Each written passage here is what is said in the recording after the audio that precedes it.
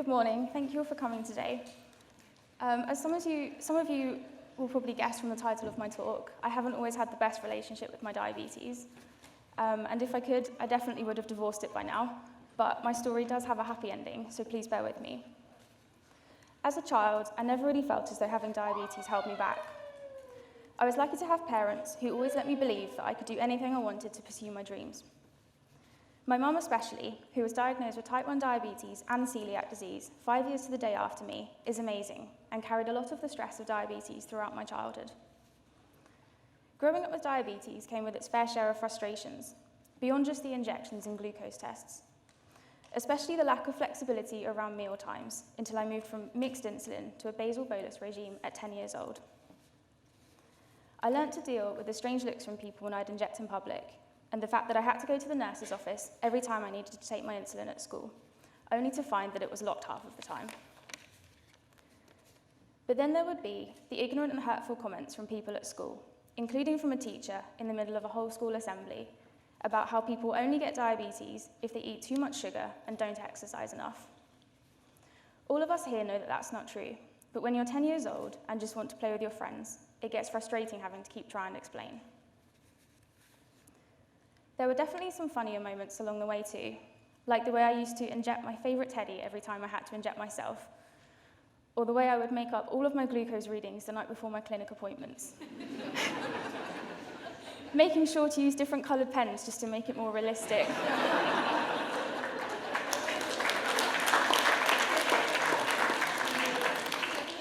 Sadly, I didn't make the levels themselves that realistic, so would always get found out. That being said, I took it all in my stride. I did swimming lessons, multiple dance lessons, performing arts, was a straight-A student, and had good friends.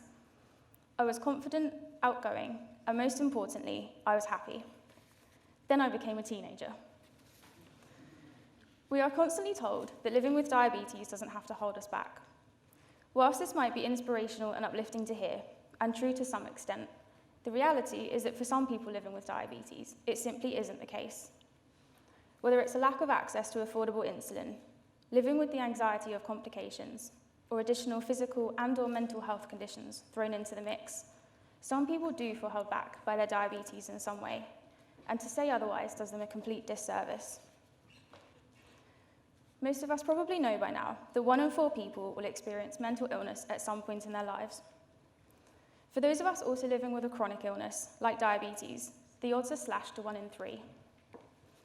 When talking about eating disorders and diabetes, the odds are higher yet still, with up to 41% of us likely to experience some form of eating disorder. When the very nature of diabetes requires an obsessive relationship with both food and numbers, and we rely upon the use of a highly effective weight management tool every single day just to stay alive, it's easy to understand why. The media portrayal of diabetes does nothing to help. When the US Surgeon General tweets something like that, what hope do we have for the rest of the world? I was 12 years old when I joined the 41%. I would alternate between periods of skipping lunch and then binging in secret in the afternoons after school. My parents had just divorced, I was in my first year of secondary school, and had started dancing a lot more. I became fixated on how I looked, and it was easy for me to turn to food. By the time I was 13, it had developed into what I now know to be diabulimia, where I would manipulate my insulin doses to control my weight. It started off with small amounts, but quickly became entire doses that I was skipping over extended periods of time. I lied to my mum and tried my best to hide everything from her. However, mums find out everything, and mine was no exception. 2 days before my 14th birthday, I was rushed into resus in severe DKA, with brain swelling and my doctors concerned that I wouldn't make it through the night. Thankfully, I did, but that night was the start of a lengthy battle for me. The next morning, I met my new paediatric consultant for the first time. We spent the next 2 hours talking about how I wasn't testing my glucose levels enough, but nothing more was said after that. The problem I had was that 10 years ago, there was very little available in the form of support or awareness for diabulimia, particularly for children and adolescents. I was referred to Child and Adolescent Mental Health Services, or CAMS for short, shortly after my DKA admission. After just one appointment with CAMHS, my psychologist went on maternity leave, and I was told that my case was too complicated to continue being seen. With there being little that my paediatric diabetes team could offer me in the form of support for my eating disorder, it felt as though I had nowhere to turn for professional help. Over the next 4 years, my eating disorder got worse, a lot worse. I knew I could no longer get away with emitting entire doses of insulin if I was to avoid another DKA admission and inevitably being found out, but I still manipulated my doses. When I was 14 and a half, I also began heavily restricting both the amount and the types of foods that I was eating, and quickly lost a lot of weight. I received compliments from people at school on how I looked. I felt more confident in dance lessons, and it gave me a sense of control at a time when it felt like I was in control of nothing else.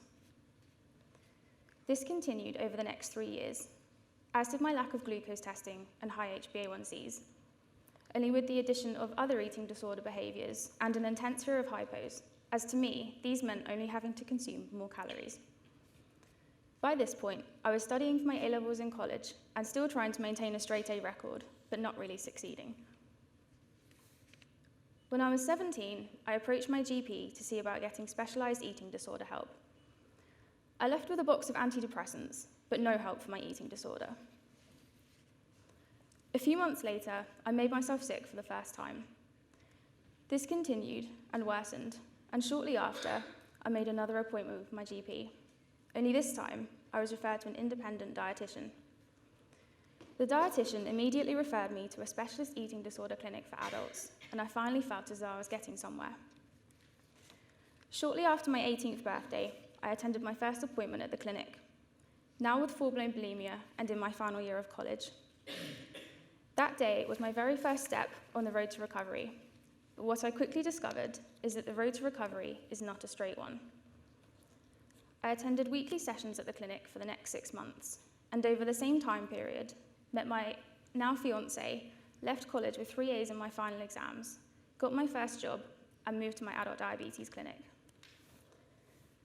What struck me most in my early days of recovery is just how much more complicated it is when diabetes, regardless of type, is added to the equation. One of the first things that my therapist told me that I would need to do was to stop counting calories and stop weighing out my food. When I told her that I would still need to count carbohydrates with every meal and weigh out certain foods, she didn't know what to say. I made it seem as though I was making great progress with my recovery, but in reality, I was lying to my therapist and to everyone else about relapses, because I wasn't prepared to let go of my eating disorder. I eventually discharged myself, and as every 18-year-old in their right mind does, decided that I didn't need their help. This, of course, was a lie. Over the next 2 years, I continued the cycle of asking to be re-referred to the eating disorder clinic, and later discharging myself another 4 times. From a diabetes point of view, I was extremely burnt out, didn't attend to my appointments, and had zero interest in taking care of myself. My eating disorder provided a great distraction from the incessant daily demands of living with type 1 diabetes, because when you're stuck in an endless pit of self-loathing, the last thing on your mind is what your glucose levels are doing. After reaching rock bottom, and then discovering that it had a basement, I eventually decided that I'd had enough. I was tired of the exhaustion, blood tests, and ECGs, tired of my hair falling out in handfuls every day, and tired of crying and watching myself destroy everything good in my life, when there was so much to live for and so much more that I wanted to achieve. I also knew that my partner and I wanted children one day, in the future, and I wanted to do everything I could to ensure that would be possible. The way I was treating myself couldn't have been further from the way that I would want my own children to treat themselves, so why should I be any different? So I started fighting back, challenging the voice in my head, telling me that I wasn't good enough and didn't deserve happiness. I decided that I would have to get serious about recovery, even if it meant gaining weight. The tools that I learned in therapy definitely helped me, but I got to use them on my terms and in my way. As I progressed in recovery, I also felt more able to start taking better care of my diabetes. Only because I'd spent so long not doing so, it felt as though I'd been diagnosed all over again, despite having lived with it for nearly 20 years by this point. I was overwhelmed. I started attending all of my clinic appointments, and for the first time in years, felt as though I was being treated as a person and not just a patient. I was asked how I was doing, not just how my levels were doing, and was set goals that were achievable for me in my situation. I didn't have a bad paediatric team by any means, and I got on well with them, but they just couldn't offer me what I'd needed at that time. Simple things made the world of difference to me, like being able to email my consultant rather than having to explain everything out loud, or not having to be weighed at my appointments. Something which, to this day, I still continue, because it's just one less thing to worry about each time. Getting the sense that progress was better than perfection ultimately motivated me more than any telling off ever could. In the summer of 2016, I started a job in my dream industry, my current job, which only added further fuel to my recovery fire. A month later, I completed my first year of university with a distinction and 90% overall. 6 months later, my now fiancé proposed to me. 1 month after that, we moved into our own home. Another 6 months later, I completed my apprenticeship course with a distinction, and 2 months after that, my employers offered to sponsor me for the remainder of my degree. Along the way, I joined Twitter and stumbled across the diabetes online community in the summer of 2017. It was so amazing to be able to talk to other people who had similar experiences to mine and made me realize the true power of peer support. In November 2017, I started my blog as a way of talking about my experiences with mental health and type 1 diabetes. I never in my wildest dreams could have imagined that 16 months later, I'd have blog views from 43 countries across every continent except Antarctica, be talking to 300 people, joining a steering group to help influence mental health support for diabetes at a national level, and accepting an invitation to the House of Commons. I'm currently working towards a promotion to land my dream job as a coastal engineer. I finish university later this year, and next year I get to call my incredible fiancé my husband. Not a single one of these things would have been possible if I hadn't chosen recovery and continued making that choice every single day. What I lost with my eating disorder was far more than weight. I lost friends, stopped dancing, dropped grades, and didn't apply to the universities that I'd always wanted to. I lost all of my happiness and confidence, became a complete shell of the person I once was, and couldn't see a way out of the darkness. It consumed every minute of every day, and ultimately, the thing that made me feel in control made me lose control of everything. Recovery is by far the hardest thing I have ever had to do, but it's not only given me my life back, it's given me a life far better than the one I would have had otherwise, because I'm so much stronger, more compassionate, more resilient, and more determined now than I ever would have been before. I can now happily say that my type 1 diabetes used to hold me back, but it doesn't anymore. I had to learn the hard way that recovery won't work unless you believe you deserve it. You can have the biggest support team in the world, but until you believe in your own self-worth, it won't happen. I'm not ashamed of my past, and I'm not afraid to talk about mental health. Because eating disorders, and in fact most mental illnesses, thrive on secrecy, and they happen regardless of whether we're prepared to have difficult conversations about them or not. These days, I embrace my imperfections and can often be found tweeting about my Bridget Jones-worthy moments. Though not Bridget Jones's Baby, if anyone's seen that film. I'm not perfect. I'm a work in progress and probably always will be. My body isn't perfect, and my diabetes management isn't perfect. But in the illusion of perfection plastered all over social media, I know that who I am is enough.